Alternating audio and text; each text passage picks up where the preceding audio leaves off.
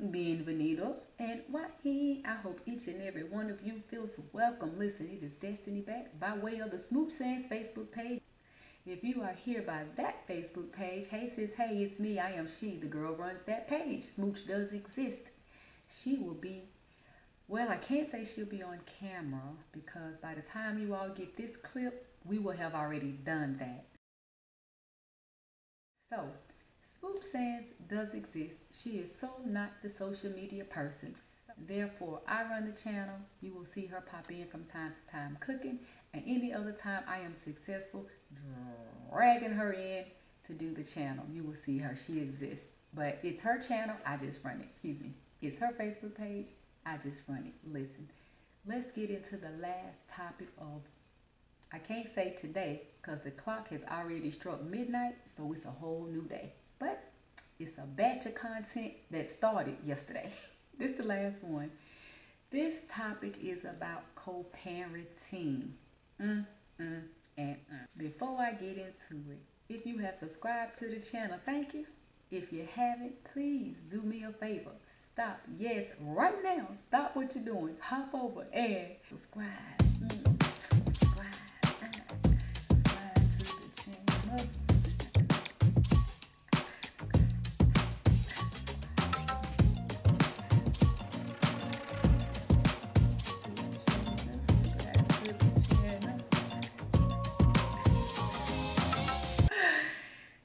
And after I get through clowning, we can get into this topic, right? Listen, today's topic again is going to be co-parenting.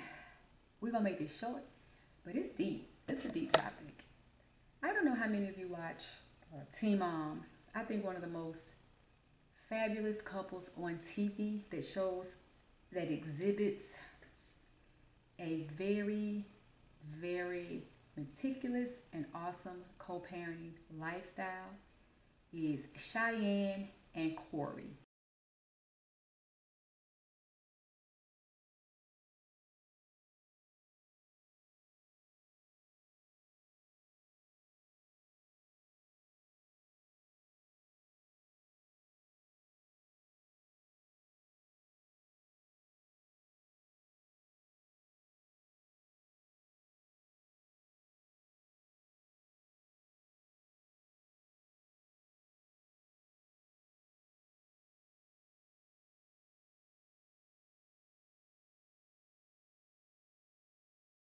If you watch Teen Mom, if you do and you don't like them, okay.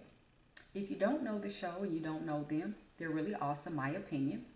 Lately I've been seeing a lot of negativity on the show. Not even on the show, like in comments on social media about them. It baffles me where people get their judgment from. This girl is awesome, my opinion.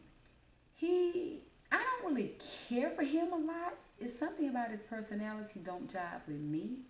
But co-parenting skills, those those two got it like locked in. Even when they have a small little tiff, the way they maturely work it out, I don't know how anybody can have a complaint. I really don't. But you know, we're all different. We all have different opinions, and for whatever reasons we have them, I ain't here to not how nobody feel why, and for what reasons they feel it. It's not me. I absolutely adore them.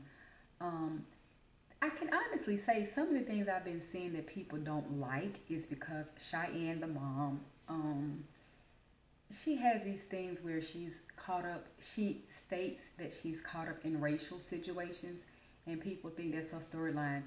Not everybody in the world keeps approaching her and or her child with some racist comment.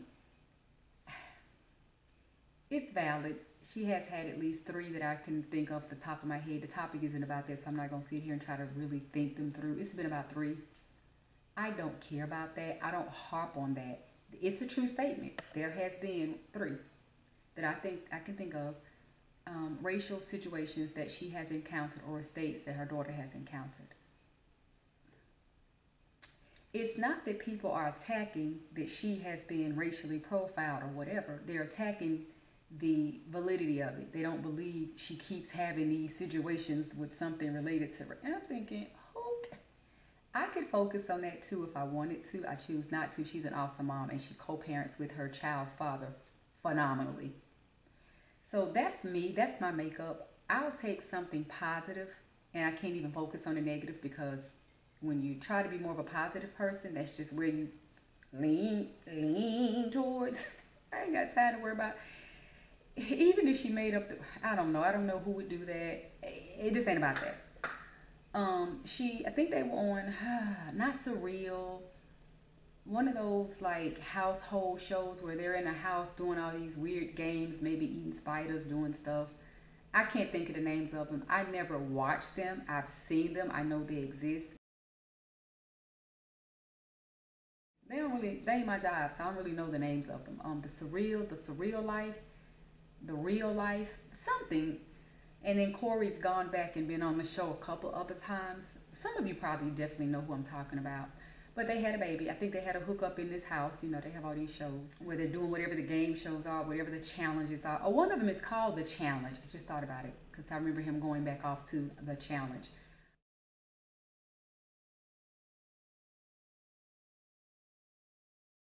But I think they had a hookup. They had a baby. And their story is something like you could tell just her energy was she really, really wanted to lock in a relationship with him.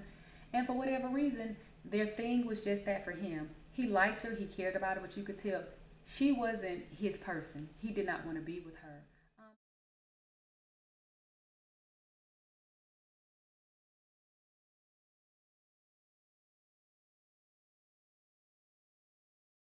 Therefore, they did not pursue a relationship.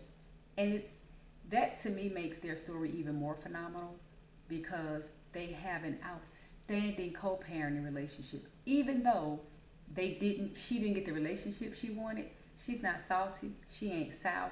So that's why I don't understand how people pick out other things about her and want to attack. If you watch the show and know her story, sis, her heart's desire was to be with that dude. Anytime Teen Mom had a reunion and they would ask them individually, she was always kind of like, yeah, but you know, it's up to him, or yeah, I would like to be in a relationship with him. I would like to be with Corey. And then she would get the energy that he wasn't, so she would just kind of start scaling back and answer the question less or kind of piddle paddle around. But you could see her heart was really wrapped up into him. He appeared to be a good guy and he was a good dad. So she was like, why would I not? You know, I got a good dad for my kid. Why not?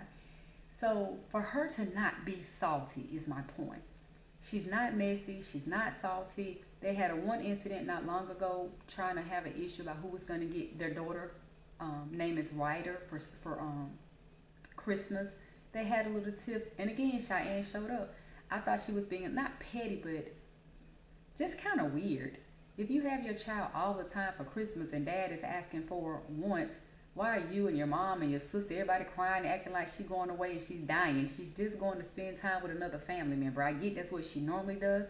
That's even more time to be like, we always have her. Absolutely, y'all can have her one Christmas. But Cheyenne struggled with that. It was weird to me because she's normally so solid, so mature, and so caring and compromising. It was odd to watch her struggle with that. However, my point is this. That girl could be real salty. Like some people out here that are salty, you don't even really be knowing the reasons they salty. Even when we do know the reason they salty, is it always warranted? Hell no, it's not warranted to sit up here and try to torture or taunt a guy with your child dangling in the midst of it. I just want to say, because I'm going to wrap this up, because I could be on the, I ain't even in no co-parenting situations. Never have been. But at the same time, I could still go on this topic for a long time because it speaks to people's personalities, and because I'm such an energy reader and I'm such a, I don't know, like you have body language experts, they could look at somebody's body language and tell certain things. I just read people. So I could talk about people and their behaviors all day long, which is why I was so invested in psychology. Um, I want to say it's not worth it to be petty, to use your child as a pawn. When you're dealing with an emotion and a feeling, deal with that crap and go on about your business. Sit down somewhere in the corner, put yourself in timeout. Go deal with that. But to hang your child over the head of a father or vice versa, it's petty. It's not mature. It doesn't make sense. You always hurt the child in the midst of it. I'm never going to encourage anybody to have a child overly invested in the absent parent's life if the absent parent is abusive or neglectful. I ain't never gonna say, make sure the dad sees his kid. Well, no, if he beating her and neglecting her, absolutely not. No, no.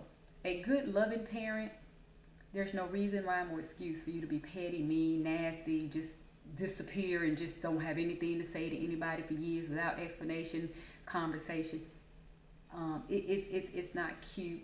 The child goes missing, people that they've already bonded and connected with. I just say be mature about it. Um, have conversations. The takeaways for this topic, because again I can go on. Have conversations. Give the child a lot of what they want. Don't get so caught up in controlling the whole dynamics of what you want and what the person is not going to have and what the child is missing out on. Don't control all of that. Be mature. Um, Figure it out. What's good for the child? Find out, depending on the child's age, what would the child like to do? If the child wants to see that absent father, find out the best and safest way for that to happen. If it has to be supervised visits, visits where you're present, and hey, you can take the baby to the park. I'm gonna sit way over there in the corner, but you can take the baby to the park. I'm gonna act like y'all at the park by yourself. But if they have some substance abuse issues, some mental issues, some abusive issues, some physical, anything, and you don't trust that person with your child, find safe ways for them to visit. And sometimes it's just not healthy. Let me just say that. If you were just mentally not right and mentally not safe for my child, baby, you got to go fix that. You can't see my child not even at the park with me looking at you. I mean, if you're around the child and you're doing inappropriate or saying inappropriate things, that we good. Go get yourself fixed. But at the same time, it goes back to the beginning. Why are we having children with those people that we can't have around our children at a later time? Let's sit in that. If you got to go through all that, it's probably not the best person to have a child with. Probably not the best person to have a child with. But I'm not here to tell anybody what to do. I'm just stating when you get to the points where you have so many difficult decisions to make for your child to have an absent parent in their life, it's probably not the best decision. But if oops happen, if a situation happens, if the child is here, God bless the children. We just need to do what is best and safe for the children, for the child. Fathers, the same. I'm not just talking to mothers. Be mindful, respectful, and mature. Figure it out. Have conversations. And I'm going to say this and stop this topic because I can't end this topic. I can tell you now, the busy brain is going. I have a million things I could say, and I'm not going to be up all night messing with y'all on this topic, right? So what I would like to say is this as the biggest takeaway. If you don't know how to do anything that has been said in this video, I am asking other family members, drop some advice down in the comments as to what has worked for you, a family member, your parents, anybody you know. I always want those comments in the comment section to help someone else out. But my biggest one is this. If you don't know how to talk, how to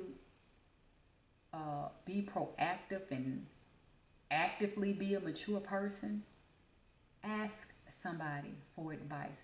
I don't know why people feel like it's better to just act crazy and immature and belligerent because that's all they know, as opposed to my child is involved, and instead of me standing outside on the sidewalk by my car cussing out the mama or the daddy, let me just ask somebody, he or she about to come to the house to get the baby, how should I handle this?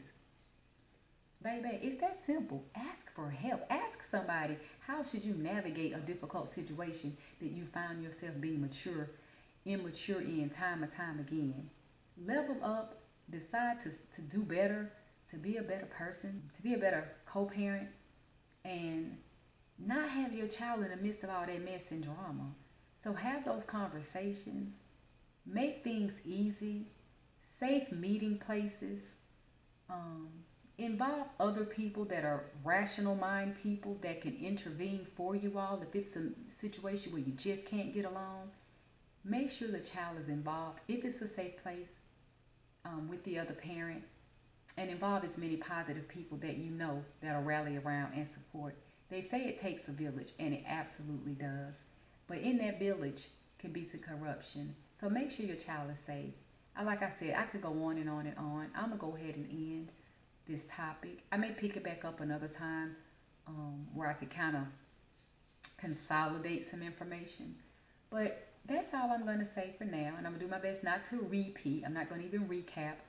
I've given my topic. I've talked about an awesome couple. You can catch Teen Mom, watch the show, and just kind of go back on some old shows, catch up. I think they're probably about to round up this season.